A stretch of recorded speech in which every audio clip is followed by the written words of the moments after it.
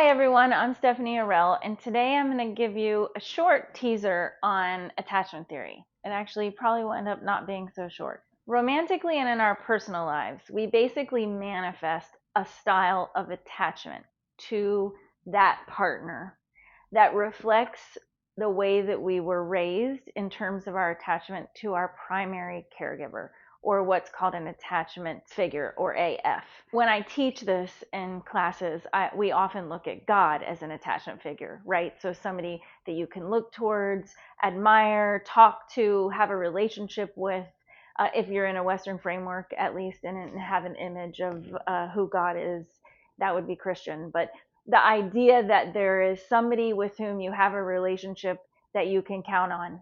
This is generally outside of the framework of religion, our parent. Not always, but most of the time. But it can be any kind of caregiver. So let me repeat that. When we're adults, our romantic partners and the way that we engage them generally reflects a pattern that was created when we were really little. Now, that pattern can be impacted by loads of things, but what I want to go through are the 4 different styles. Most people now agree that there are 4 different attachment styles based on certain experiences. The way that these attachment styles actually came to be studied was through John Bowlby and Mary Ainsworth. There's a study that Mary Ainsworth did that gives an idea of the attachment style of the child. And I'll just briefly outline the study and we'll put a link in for you to see. Basically, there's a room with a mother and a child, and at some point a stranger will come into a room. And each increment of the relationality between these figures, or the way that the scene changes, will take a 3-minute window. So for instance, first you'll have the mother playing with the child. That's 3 minutes. A stranger will enter. That stranger will then engage with the family. That lasts 3 minutes, etc. So the steps are that at some point the mother's going to leave the room. The child will always have a reaction. Generally, it's going to be crying. And then the mother is reintroduced to the room. And what's measured in attachment is what is the response of the child to the mother upon the mother entering.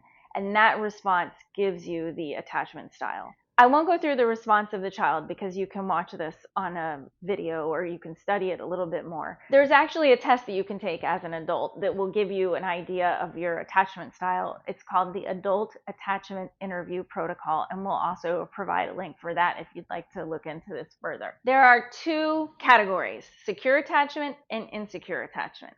Within the insecure attachment, there are 3 types, so that makes up your 4. There is avoidant, anxious, and disorganized. Secure, avoidant, anxious, disorganized. That makes up the 4. The 3 that I articulated separately, those are all called insecure types. Statistically, depending on who you read, there is an adjudication that about 60% of the population have secure attachment.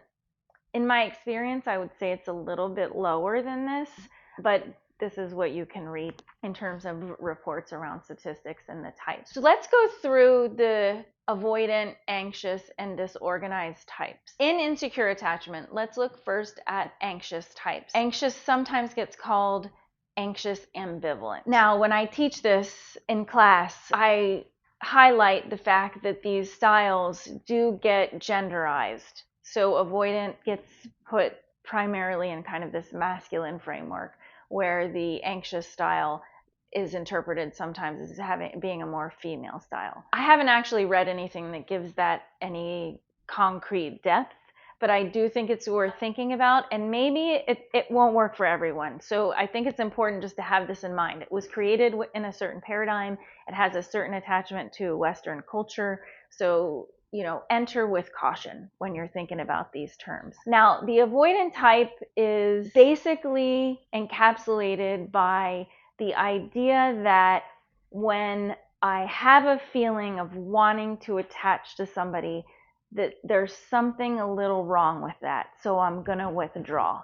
The association mentally is that there's something wrong about feeling emotions. When I put this in a framework of shame, it's a very shame-dominant attachment style because there is a feeling of there's something wrong with me that I have an emotion. There's something peculiar that I really want to attach to this person. So my default's going to be to kind of move away, to not attach. If you've ever had a relationship with somebody where you want to talk to them after something bad happened and they don't want to talk and it takes them a while to get to the point where they want to talk, or maybe they never want to talk, that kind of gives you an indication of the possibility of an avoidant attachment style. It's difficult then to have a really nice flowing communicative relationship because the default behavior is going to be want to withdraw when things get a little messy.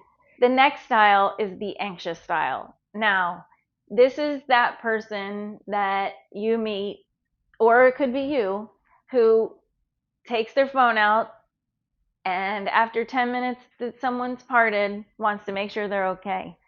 After a date, they want to reach out, good morning, what time are you getting up? Will you call me right now? After an argument, they want reassurance. Everything's okay? Is everything okay? Is everything okay? Are you okay? Am I okay? Lots of needing of attention. There's a fear then that something's going to happen and the relationship's going to go away. So generally this attachment style does not want to have an argument, not because they don't want to feel anything, because they're really afraid that what that signifies is that something's wrong and the relationship's going to break. So the underlying fear is that, oh my gosh, I'm not going to have this relationship. Or the underlying wondering is, oh my gosh, does this person love me? How do I make sure that they love me? That would be an anxious type.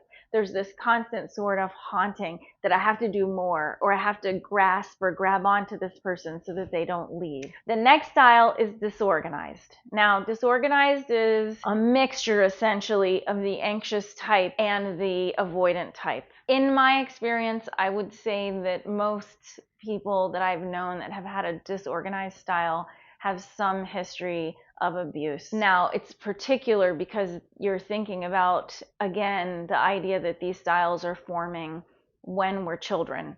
So there has to be some disruption in the attachment relationship or the primary attachment figure for the disorganized style to develop. And it would be much more intense and messy because it is this mix of I can't have an emotion and I have to have an emotion, or I'm shamed for feeling anything, but I feel so much and I have to hold on. It usually manifests more in kind of a push and pull. So if you've ever known somebody who is all there, wants to be with you all of the time, who's always talking to you, and then all of a sudden they disappear, that might give you an indication of a disorganized style. Or alternatively, someone who makes a lot of phone calls, is great, is hanging out, and then a day later, they don't really want to have anything to do with other people. And then 3 days later, they're back to being the fun, jovial person. So that can be indicating other things like other mental health issues or maybe even bipolar. But what I want to give you the feeling of is that we have a push and pull where I'm embarrassed to have any feelings, so I'm going to go away or withdraw. And then alternatively, I'm really afraid you're going to leave, so I want you to be here. So as I'm saying that, I'm thinking relationships might be like where you really want to be intimate with somebody, and then when you have it, it somehow feels not good. That can also give you an idea of what a disorganized style would be like. One thing I want to say, one caveat is, in my experience, I have seen people with disorganized style even change into more secure styles when they are in relationships with people who are secure. So it is possible to move from these styles that we find ourselves expressing as a result of our upbringing. But it's really, really challenging. And I would say, I'll leave you with this idea that what is really challenging about it is that to work out of an attachment style, one has to be very, very capable of tolerating not doing the thing that you want to do so badly. So if, for instance, you have an anxious style and you really, really want to reach out 500 times a day to somebody to make sure everything's okay, the challenge is to not to do that. And that is very, very difficult. So if you are an avoidant type and when you get into an argument, you need to leave the situation and not have a conversation or reassure your partner that everything's okay, the challenges to get into the space where you're capable of reassuring. And that's very hard because it's very hard to change our behaviors. I may give some more attention to this topic and go into the styles a little more deeply. If you're interested in that, if you could leave a comment, that would be excellent. Thank you so much. Have a great day.